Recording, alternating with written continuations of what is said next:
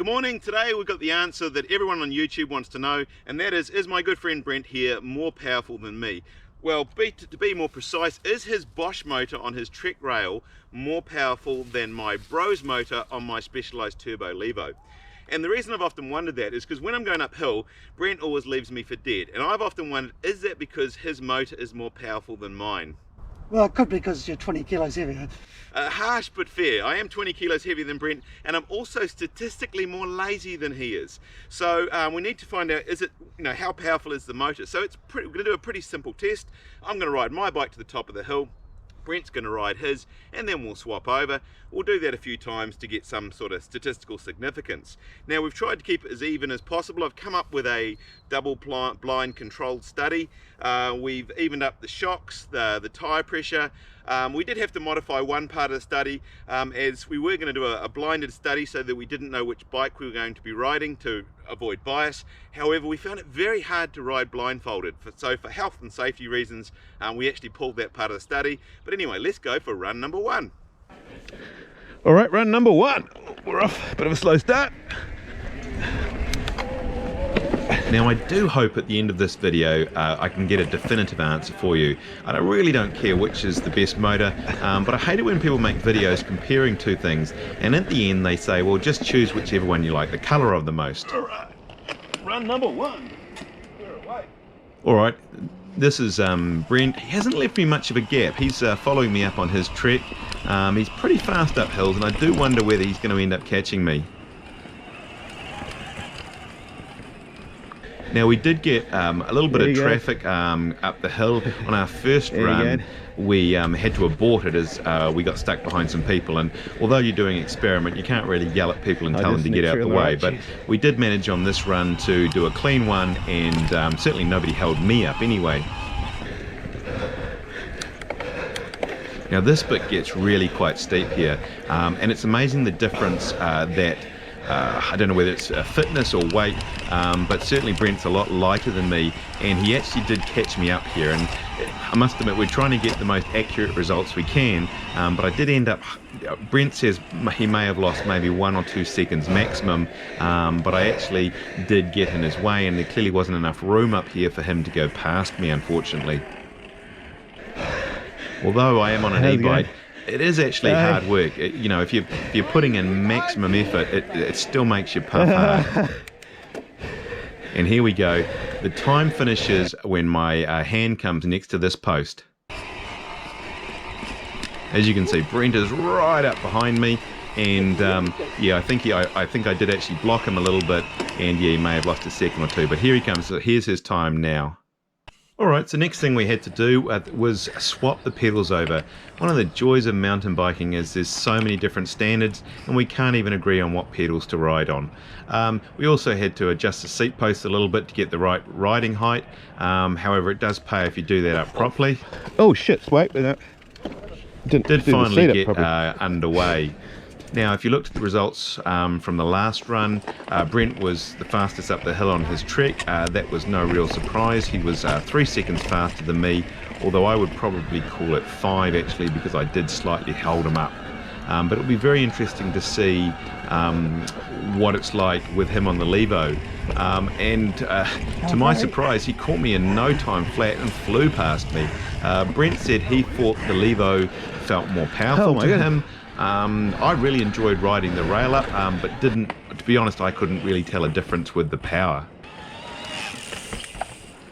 Certainly coming into the steep bit, Brent's got a nice clean run on me, so I'm certainly not going to hold him up this time. And there are your times. Well, I guess as I've got my hands on the Trek rail, seemed a good excuse to try it out on a bit of downhill. Just to recap those results for you, Brent was faster on both the Trek and the Levo. However, we were faster on the Levo on both runs. So Brent was quicker on the Levo and I was quicker on the Levo as well. The second run I did was 2 minutes 12 compared with 2 minutes 7 that I did on the Trek. Now interestingly enough, I did another run on the Levo to get a bit more filming and did a 2:13, so not exactly consistent. So we're going to do a couple more runs up some different hills just to try and get a better average overall. In terms of the rail, great fun downhill, jumped well, handled really nicely. It does have that annoying Bosch creak, it does annoy Brent a little bit, but they're very hard to get rid of. But overall, yeah, good fun bike downhill, but now for a couple more uphills.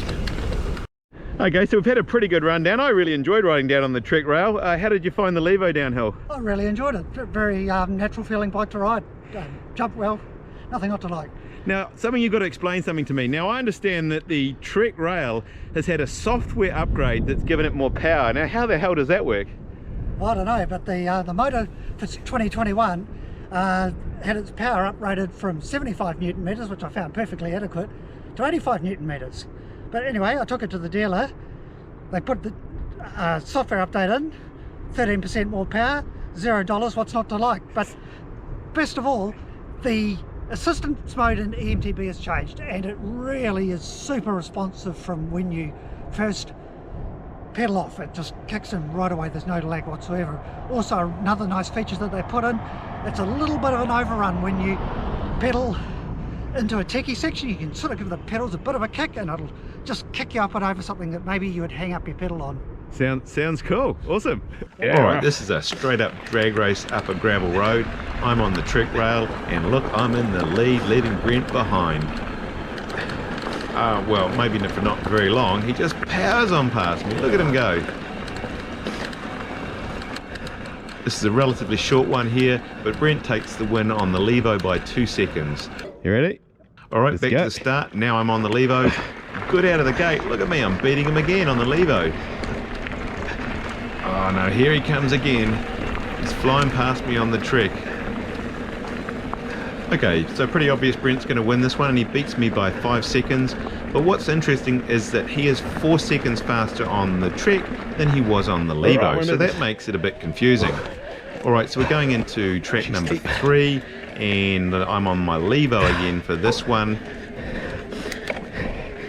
Just a short, steep wee track here, and Brent wins again, but only by 1 second. Woo! Oh, bugger. Oh. Oh.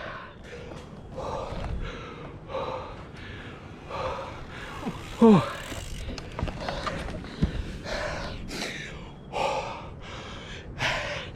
Maybe an e-bike, but that's still hard going, eh?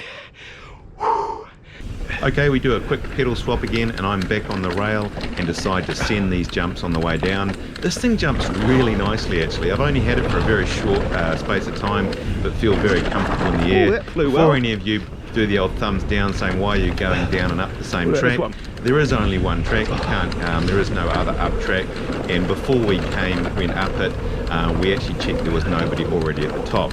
Now the results are getting very confusing. I did say that I was going to give you a definitive answer which motor was more powerful, but I'm not so sure about that now. This is the final run of the day. I'm taking the Trek rail to the top, and Brent's back on the Levo. The results in the end, Brent is 1 second faster on the Levo than he is on the rail, and I'm 2 seconds faster on the Levo than the rail, and of course Brent's faster on both. Oh, I'm exhausted. All right, I think we're going to call that. We're going to go back to my editing studio and do some number crunching and tell you what we found. But anyway, thanks to Brent for helping me out with that video. Alright, so you want me to tell you, after all that time and effort, writing, videoing, which was the more powerful? Was it the Bosch or was it the Brose?